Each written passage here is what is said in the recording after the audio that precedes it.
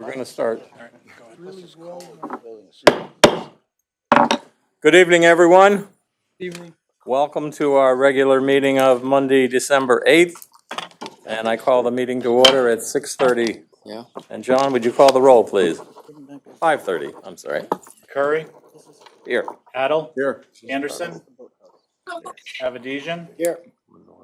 Sano, Here, use Buell, Here. I don't need it. Bush, Here. Desai, Here. DeBella, Here. Drake, Here. Gale, Gardo, Here. Gentile, Healy, Hoffman, Here. Hoheb, Here. Johnson, Here.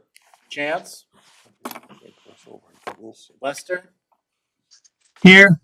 Lewis, Here. Magnan, Here. Mandyke, Maniscalco, Payne, Here. Patel, See the visual of why you can't. Salemi, Here. Taylor, Here. Torini, Here. Torres, Here. Wolf, Carrier. We have a quorum. Thank you, John. Please stand for the Pledge of Allegiance. I pledge allegiance to the flag United States of America and to the republic for which it stands, one nation, under God, indivisible, with liberty and justice for all.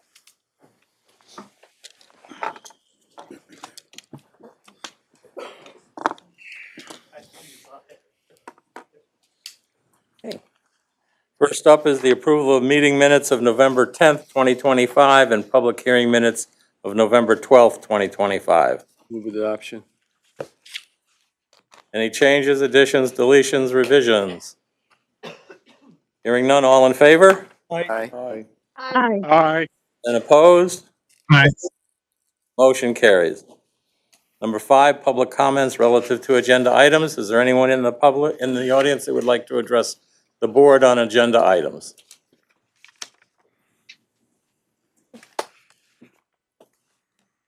Report from Independent Consumer Advocate comments and questions relative to agenda items. Liz?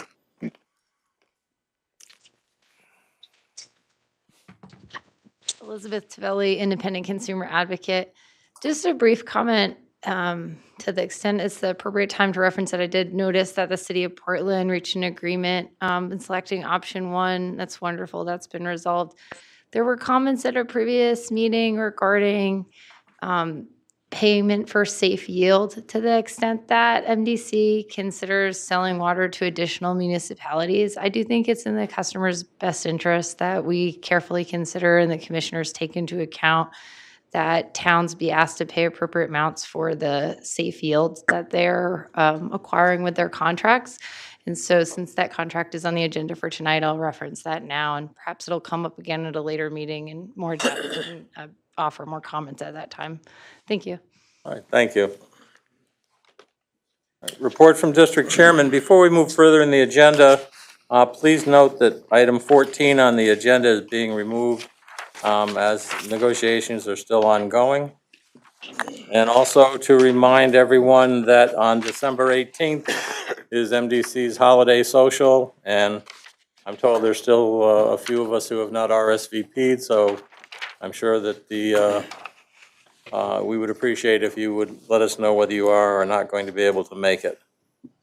And that brings me to a happy yet sad note in that we're going to be honoring Commissioner Hoffman tonight. Sad because he's leaving, but happy because he's been a workforce for the MDC. Al, would you mind coming forward?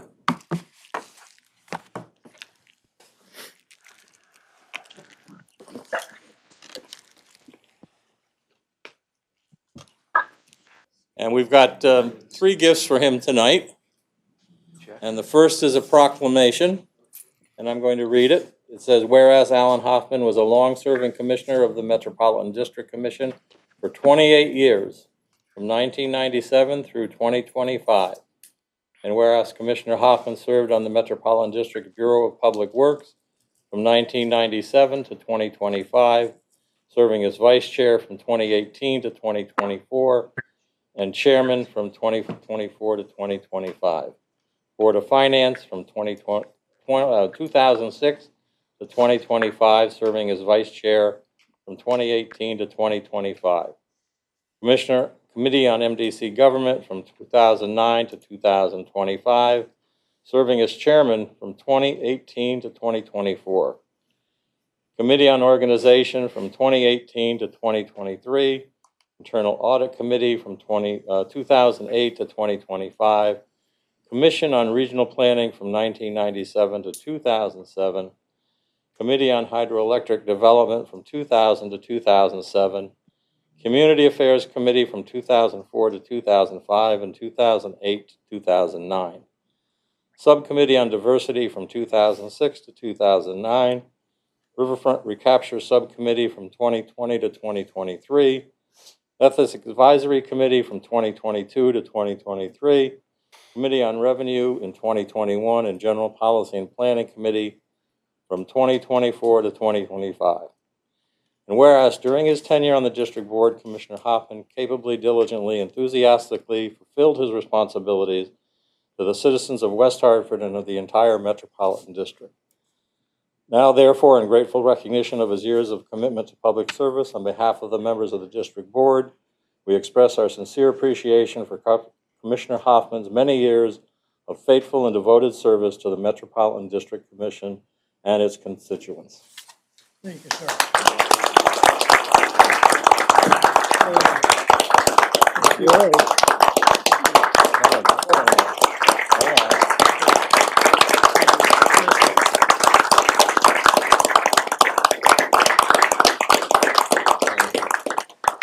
I've only been here for a little more than 12 years, almost 13, so I've known Al for 13 years, and the proclamation says it all. He's a person, an individual that's demonstrated patience, and he listens before he speaks, and when he does speak, we should listen. So we have a few more gifts for Al, and I don't know if everybody's been around this end of the room to see it, but we have a nice chair for Al. Al has opted for the regular chair, not the high chair or the rocking chair. Not old enough for the rocker. And we have one new gift that I thought it would be appropriate with a commissioner who's retiring after 28 years of service. And we're all going to get one of these. This is a lapel pin with the logo of the MDC, and underneath it, it says Commissioner. So I'm glad that we could do this before you left the fold. Good. So Thank you. congratulations to you. Congratulations. Sit right down, make yourself at home. Oh, okay. Thank you. I would say only that I was warned before I got here that you're going to have to read a lot of stuff. It's a lot of reading. And I said, fine, that's not the worst part. And then they said, well, then there are the people who are on there. They're all fine. I can tell you, I've gone through a lot of commissioners that in my 26 or 8 years, whatever that number was. And, you know, everybody knows what this is about. Everybody knows that we're all supposed to contribute as a team, and we do. And that's the best part. And everybody who I've come in contact with has always been very respectful, especially the staff. The staff in the MDC is absolutely great. If you don't have any dealings with them, or if you've not yet had many dealings, the more you have, the more respect you're going to have for the staff and for the effort they put in. These are people who are absolutely in love with their job. They really are, and in love with the institution, as I am. So I appreciate that. I appreciate the opportunity for having been in this position, and I'll leave with that. And there's no second act. That's it. Thank you. Yeah. Thank you, Jim.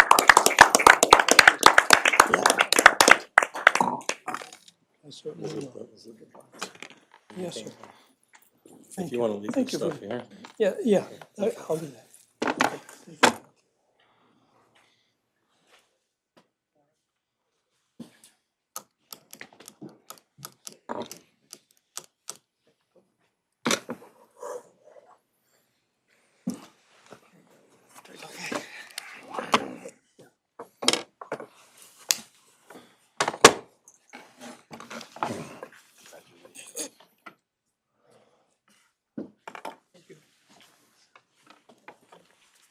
Just a minute.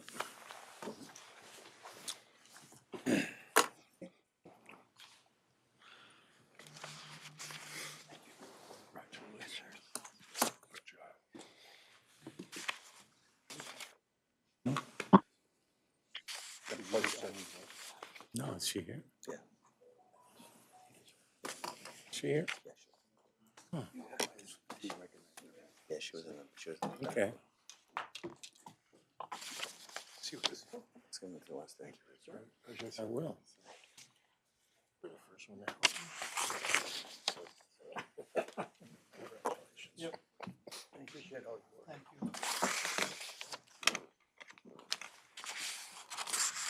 Thank you, Chief. One more request, I understand your boss is here. Oh, yes, Would you like to ask her to stand up, because you couldn't do this job without her? you are correct. And if I don't, I'm gonna be in big You're trouble. absolutely right. So, yes, our chairman just said, you better acknowledge that your boss is here. And she's over there in the corner. Lynn, my wife of 51 years.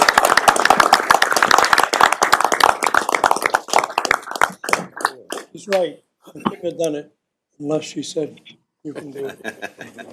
Thank you for We know how that loaning goes. Al to us for all those Thank you. years.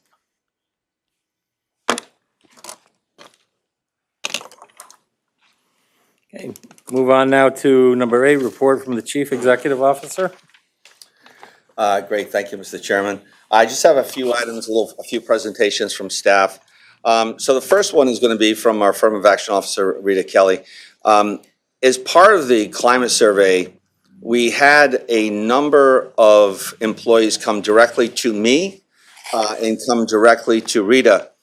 And one of their concerns was that they feel they don't have the ability to move forward in their job. They've applied for positions and they just don't feel like they either have the skill set to get ahead into a different promotional opportunity. So Rita and I spoke and we said, you know, there's a great opportunity.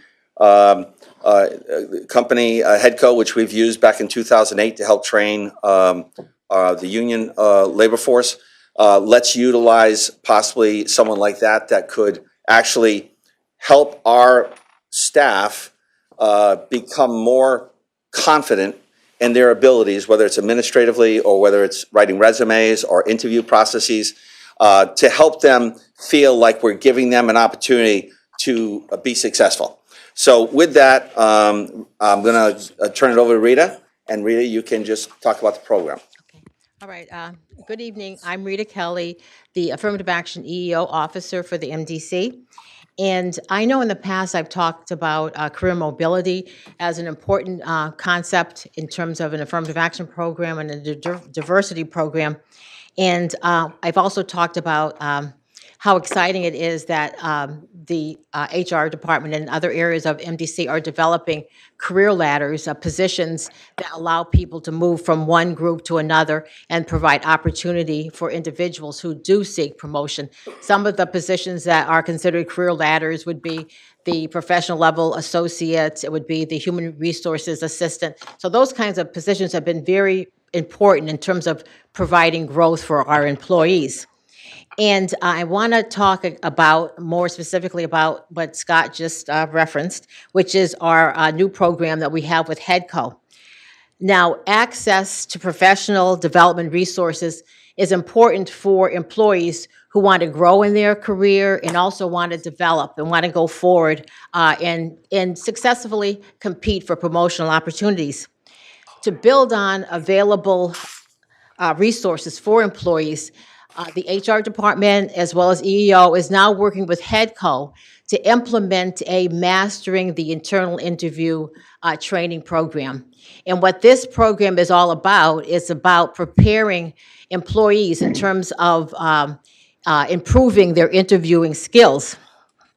It is targeted to employees who've applied for promotion and perhaps have applied for several promotions and that have not been successfully selected and would like to get more career guidance and more assistance in terms of how they can strengthen their interviewing skills. And it's also for employees who are just seeking promotion, maybe for the first time, and they really haven't applied for a job in a long time, and they don't really know, they have not recently interviewed, so their interviewing skills might be rusty. So this would be an important opportunity for them as well. The contract with HEDCO is for a year. We consider it a pilot program. During the course of this year, 15 people hopefully will go through it. The very exciting thing about this program is it's different maybe than other programs because it's very individualized. It is a one-on-one program. People are not taught in a group. They're taught individually, so their individual career needs can be addressed, and it provides for individualized instruction from HEDCO trainers. The goal of the training is to equip employees with the tools and techniques to support professional growth, of course, enhance interview skills, and increase confidence for better performance. You know, we all know that when you're interviewing, people are nervous, and what we find with a lot of our employees, you know, they're very competent and they have a lot of skills and abilities, but when you're sitting in that interview room and you're being asked questions by, you know, several people, sometimes you become nervous and it decreases your ability to successfully answer questions and to successfully talk about what your skills and abilities are and how you're a good match for the job. So we really want our employees who go through this program this program will allow them to build the kind of confidence they need to successfully interview. Now, another interesting thing about the program too is HEDCO does a phenomenal job. They will be doing follow-up support to participants. So the participants will initially go through a half-day workshop, a one-on-one workshop, half-day. Then after the workshop is over, there will be follow-up, which is very important. The follow-up will include one-on-one mock interviews, resume feedback clinics, and a 60-day check-in to assess outcomes and provide ongoing support. So as you can see, this is a very comprehensive program. And I believe this will be an excellent opportunity for our employees and really, you know, provide a support and service that we haven't had previously. Thank you. Any questions? Mr. Torres. Yes, how much weight is actually given to the interview itself in evaluating the performance of the employee over the years that they've been doing their job? As I'm concerned about, you know, what the connection is in terms of the ability to present a good argument versus presenting a good experiential time on the job. Now, I wish Jamie Harlow, the HR director, was here. But what I will say is that interview is only a piece of it. You have a resume, and also when people are interviewed, especially when it relates to internal promotion, it's important that people on interview selection panels look at the whole person. You know, sometimes, obviously, as I previously said, people might be excellent employees and might not present themselves well in the interview situation, but you know that they're good performers, that they have skills and abilities, which maybe because of nervousness, they might not be able to articulate. So I think in an interview selection process, very competent people who interview and select and are on those panels know how to kind of weigh and measure the importance of the interview. But the interview is a piece of it, and I think it's an important piece of it. but not so important that if a person doesn't do a perfect interview, they might not get the job, because there's other aspects of it too. Obviously, we are a union environment, and so for some positions, there would be some consideration for the union contract, and for other positions, a person, so it isn't solely based on an interview, but it's important that when people do apply for jobs, that they can competently interview, because it's, in terms of competition, I think it's really a positive for them. Thank you. Okay. Thank you, Mr. Chairman.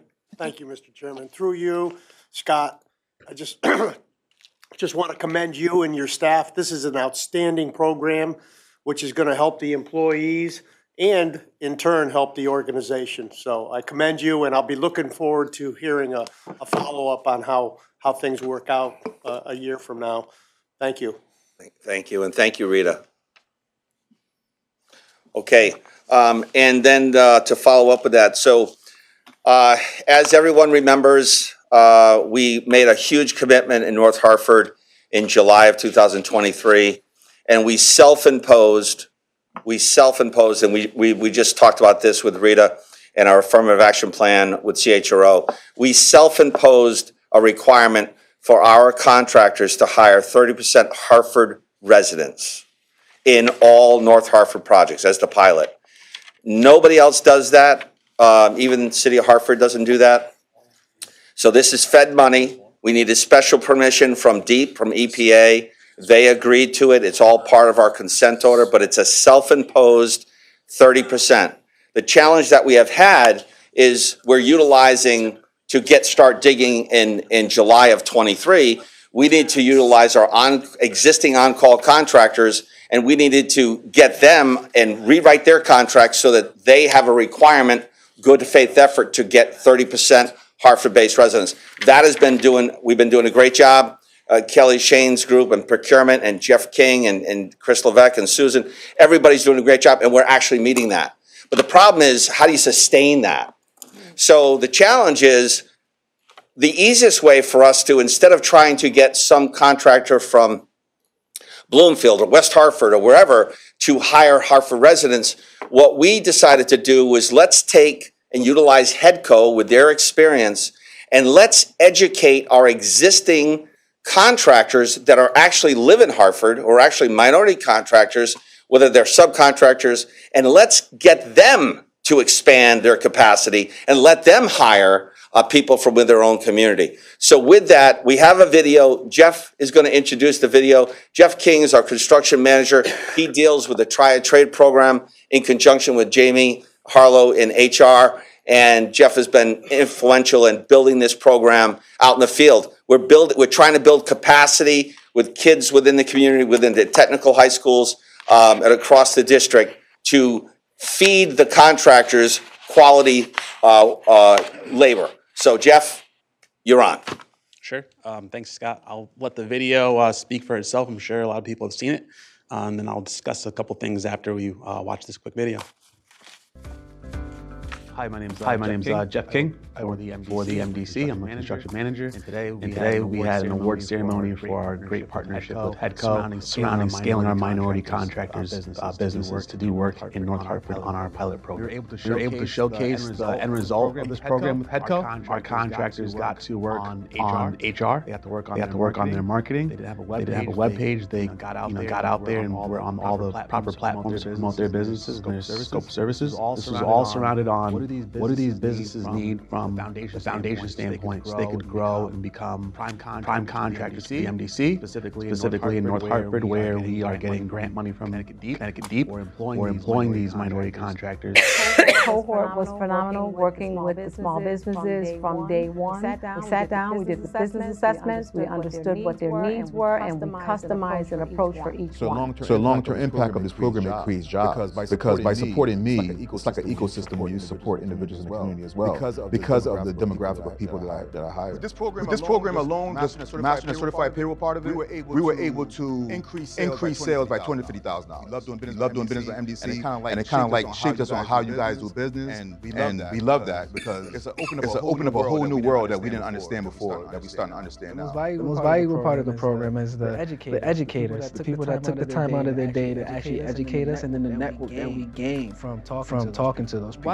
Why I believe this program was successful is because the people that were taking part and giving us our educational courses throughout this program really were passionate about delivering the message to us. The people, those relationships, those meaningful relationships that we've created will be able to keep us afloat for the future. We are excited to be in this partnership. We know that there's a lot of need in terms of contractors, and to be able to be a part of a cohort of young, viable businesses who are looking to start or either to grow their business is awesome. To bring them the resources that they need, to help them to understand that they're not alone, that they do have a partner, not only a partner with HEDCO, but a real partner with MDC. The fact that they took the time to want to put this together, to make sure that their businesses that they were working with could be successful, speaks volumes to who MDC is and the ability for these businesses to be able to flourish. This couldn't have been a better partnership, and I'm looking forward to next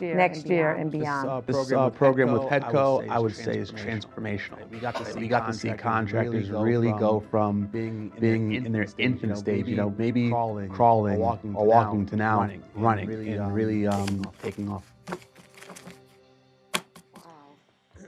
So, yeah, I mean, what Scott said was true. Is how can we empower our contractors who already submitted their request for proposals to hire more people, scale their businesses, and deal with the workload that we have at the MDC?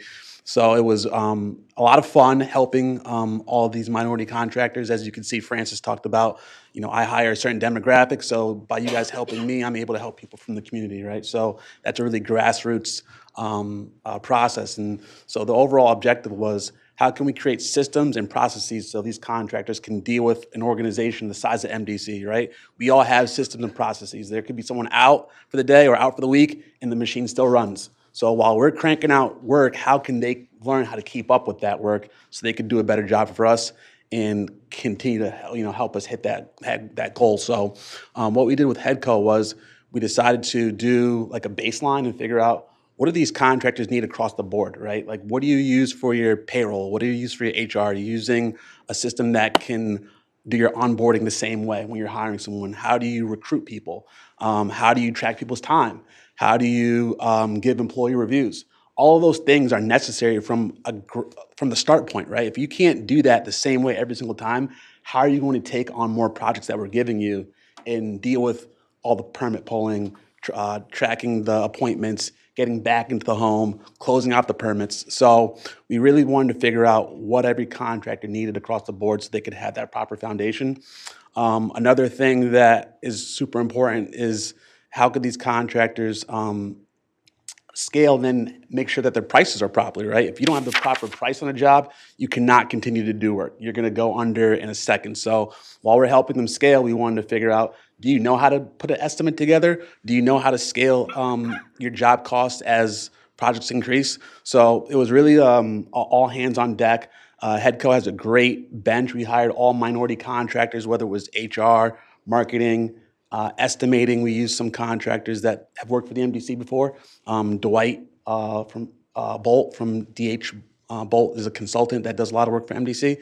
He was instrumental in helping us teach contractors how to estimate, whether it's for MDC, whether it's for a federal project, whether it's for a state project, whether it's just a residential retail, right? So we really spent a lot of time figuring out every single aspect that they needed. So I think the feedback you got from the contractors is, what can we do next now that you guys have given us this foundation? How can we do more work for MDC and do more work in general? So, I think HEDCO has a lot to offer and was excited to be a part of this program.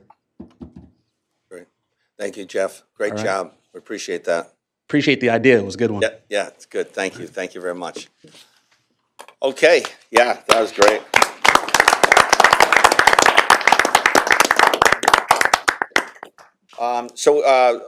Two more things. So we're going to have a report from the Diversity Committee Food Drive, and Retina Smith is going to introduce it. She's been a long time MDC employee and also very involved in Diversity Committee, and just recently promoted to Administrative Assistant working for the Communications Department. Good afternoon, everyone.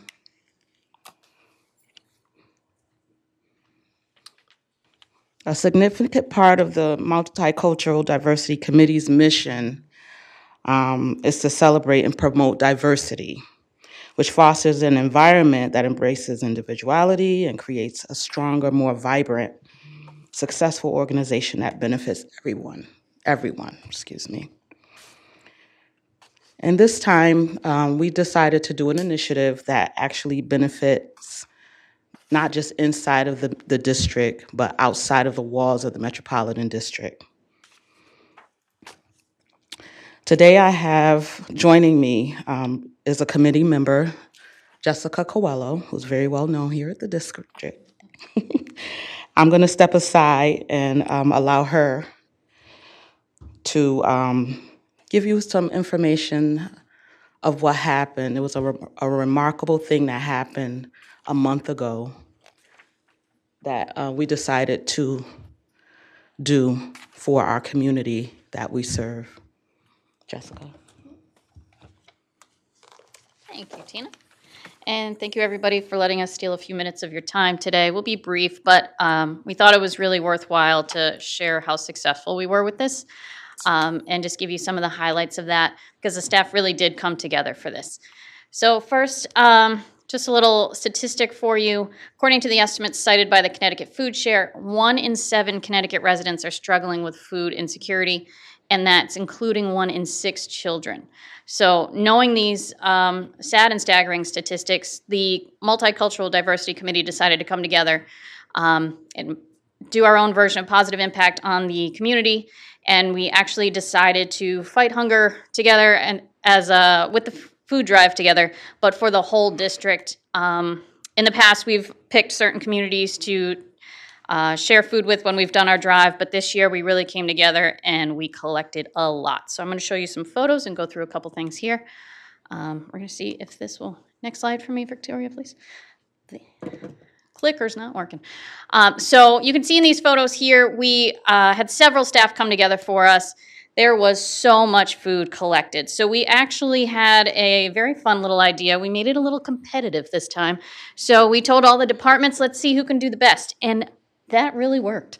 So we had some very good departments that really blew some other departments out of the water. But what was important is that all of the staff really came together. You can see just the pictures don't even really do it justice. Cans, boxes and boxes of cans, stuffing, bags of rice, sauce, pasta, just like pallets of food were coming in. So much cereal, so much food was coming in that we were able to give to all of the district towns and a very good amount to all of the district towns. We were able to really spread it out. Next slide, please. So you can see just piles of rice. So not only did the staff really come together to get all of these donations, over 3,000 food items. Some departments didn't even want to, actually add up what they did. They were just happy to donate, but we did count a good amount of it, and it was a lot. Over 3,000 food items was distributed throughout the district. Towns have been sending us letters, how appreciative they were when we dropped off food to places. They were just so overwhelmingly appreciative of how much we were able to put together. We also were able to give back to our staff a little bit. So the big hitters, the ones that really came through, we shared a little pizza party with them just to show our appreciation for really coming together. But also the day of, when we were collecting all of the food, which we collected, as Tina said, for about a month before leading up to Thanksgiving. We really needed help that actual day of getting all the food in one location and distributing it out. We didn't want to give, everyone one town cans and one town stuffing. So we had to sift through everything, really spread it out and try and evenly distribute it. And so we needed a lot of manpower that day. So some of these photos are everybody really coming together to do the heavy lifting that day of, and even taking some time to go to some towns and drop off for those who couldn't come pick up. So Retina actually made this very nice video to kind of capture that day. So if you could try and hit play there for us. Thank you.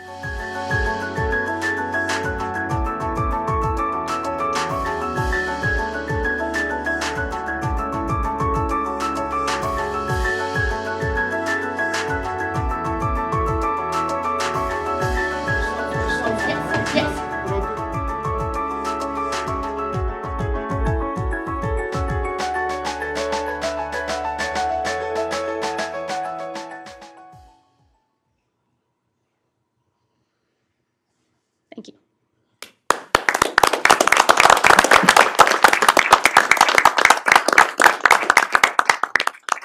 And I would, and Jess mentioned it, and Retina, but Retina received numerous letters from our towns thanking all of our staff and Retina for all the hard work that they did. So great job to Retina and the staff. We really appreciate it.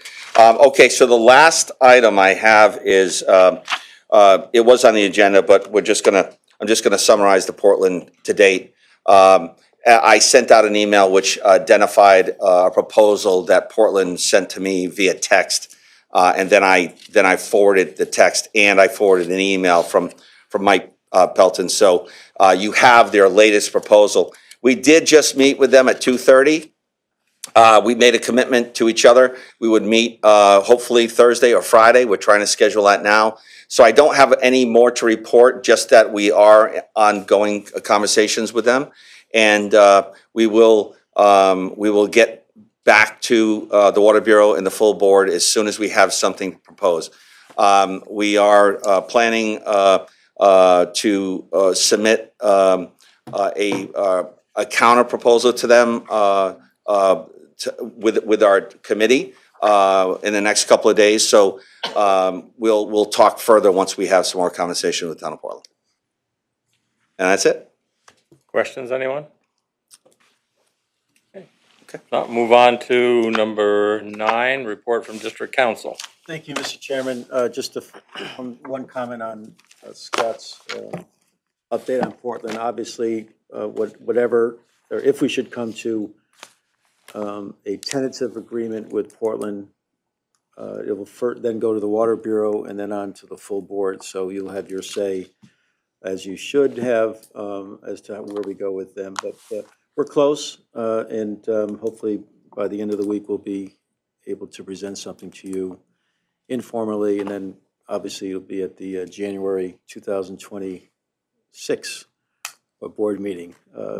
As you know, the contract runs out on January 26, 2026, so we don't have a lot of time, but we're moving in the right direction. I don't have a formal report. I want to just take a moment of personal privilege and congratulate Alan Hoffman on his years of service. And he will be sorely missed by all of you, I'm sure, and certainly by the people in my office and staff generally. I had a much longer presentation on my report, but I'm so exhausted by listening to all that you've done over the past several years, Alan, and how impressive your resume is. I'm going to sit back and rejoice and thank you for all that you've done and commend you for your undying support and volunteerism on behalf of the MDC, because all you commissioners, you don't get paid, but if there's someone to look to for guidance or for inspiration on what makes a great MDC commissioner, look to Alan Hoffman and the example that he set. So thank you, Alan, for all that you did. And if anyone has any questions on the legal side, I'd be more than happy to answer. But with that, everyone have a nice holiday season, and we hope to see all of you on the 18th. Thank you, Mr. Chairman. Any questions? Seeing none, and now we'll move on to number 10 on the agenda, which brings us to Vice Chair Hoffman. And unfortunately, Al, we have to take these individually. So the floor is yours. Thank you, Mr. Chairman. The Finance Committee, of course, did their due diligence in meeting with the finance staff, which I will say once again, excellent staff and good rapport and very thoughtful and careful about the information that they shared with the committee. I don't think anyone left the committee at the end of the process looking for another answer, because it was very thorough, very well done. And also, I will take a moment just to thank our chairman, Commissioner Salemi, who is unable to be with us tonight. Otherwise, he would be doing all this as well. He's been our our chairman for so many years that he mentioned. He's been very diligent in his attempts to get to the bottom of any little problem that he or anybody on the committee foresaw.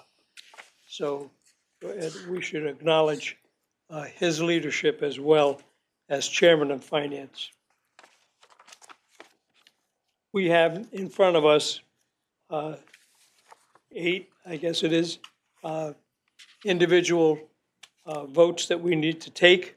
I believe they're all by voice vote, unless we have to do an acknowledgement of each seat. I think it's all by voice. But anyway, we're on item number 10A, and that is the operating budget transfer.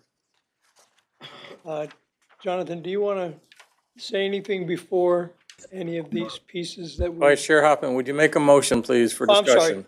sorry, my fault.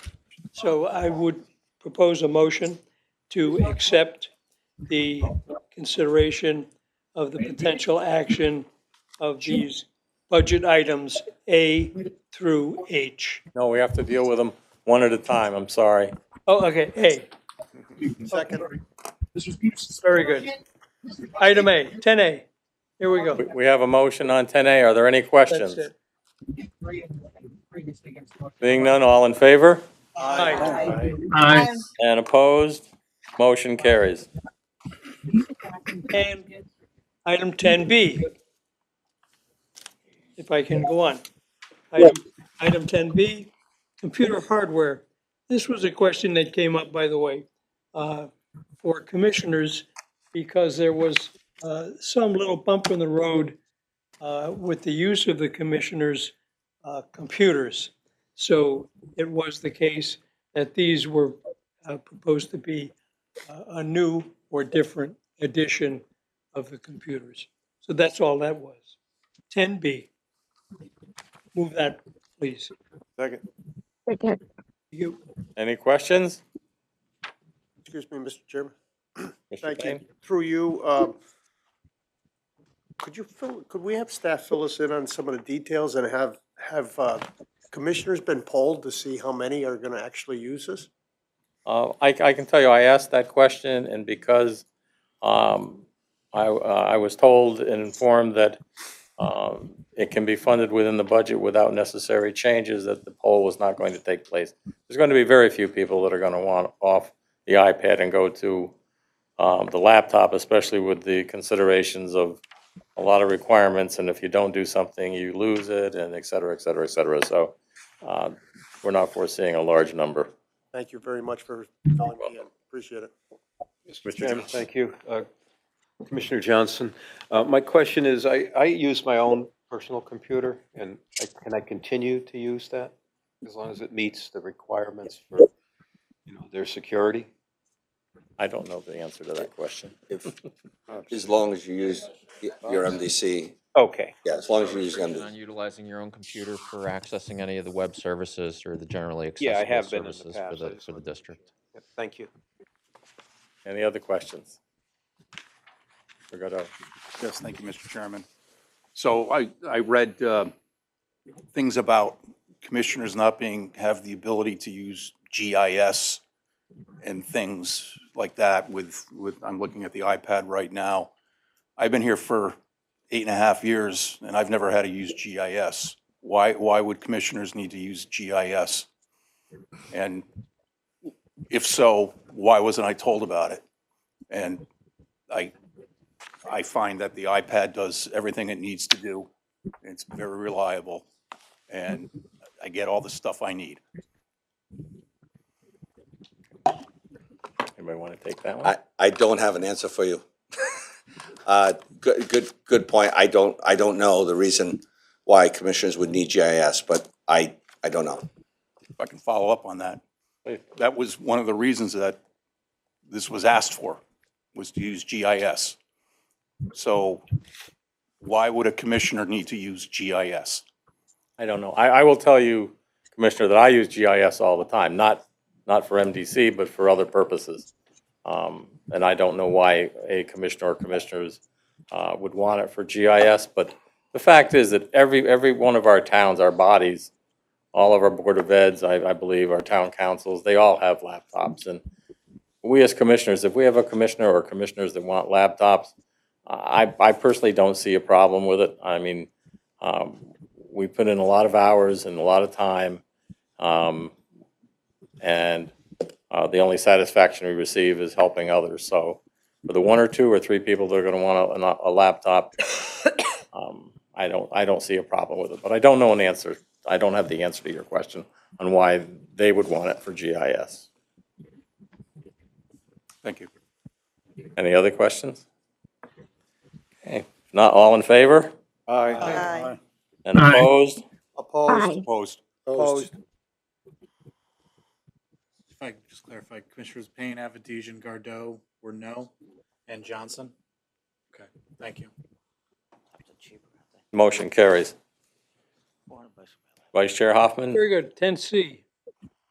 10C is the capital improvement budget and funding. Make a motion to move that. Second. Discussion? All in favor? Aye. And opposed? Motion carries. Thank you. 10D, budget expenditures. Motion to move the item. Second. Discussion? All in favor? Aye. And opposed? Motion carried. Thank you. Item 10E, budget revenues. Make a motion to move that item.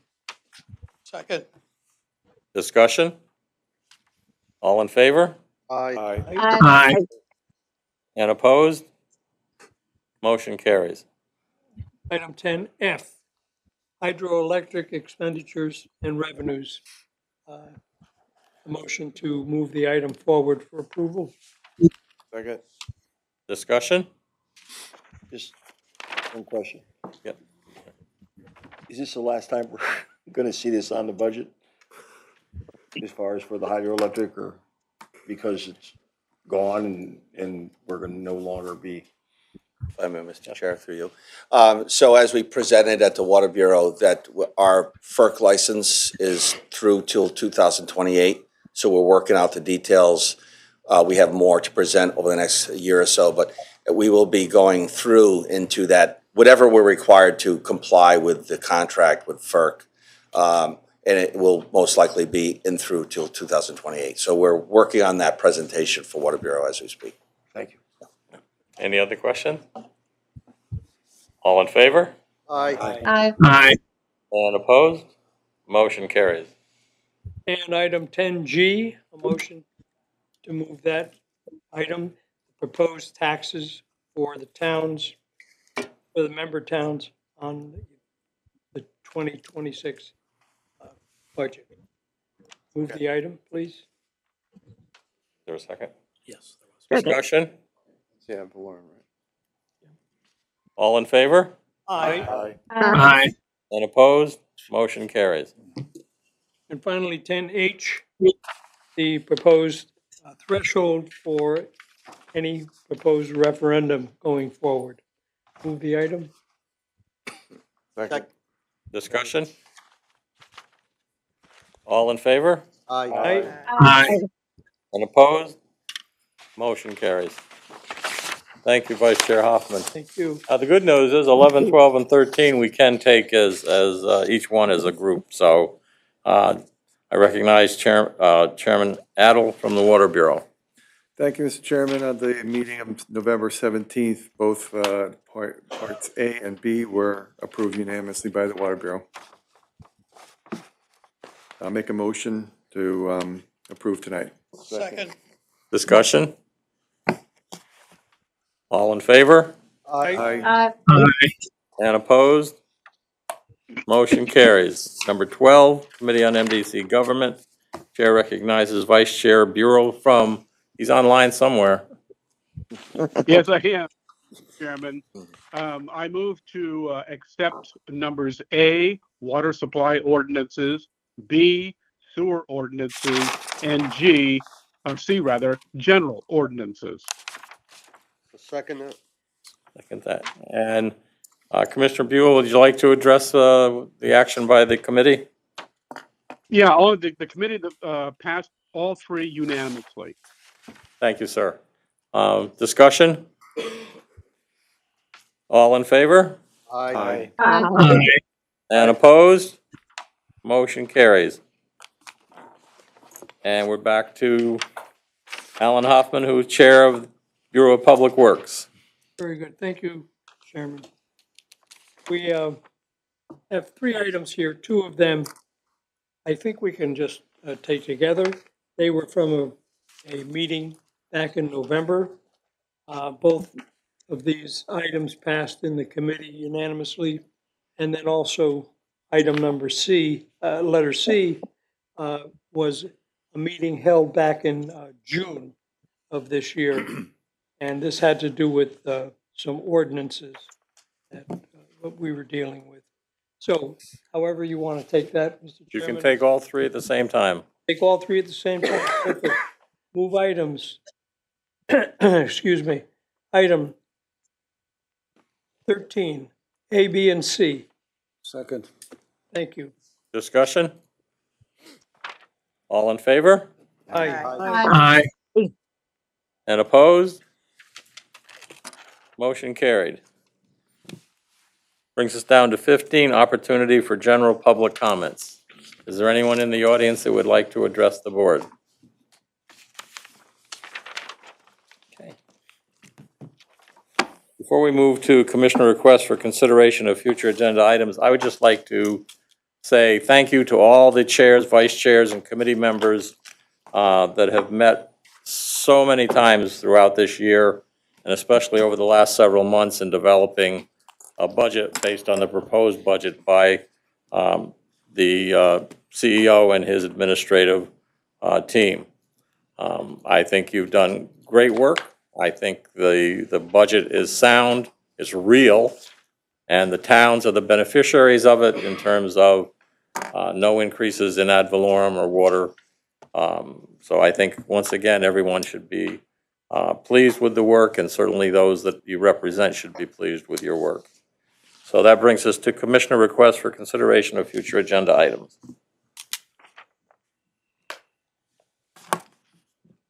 Seeing none, hearing none, I wish you all a very, very happy holiday and a safe one. And with that, we've concluded the agenda, so this meeting is adjourned.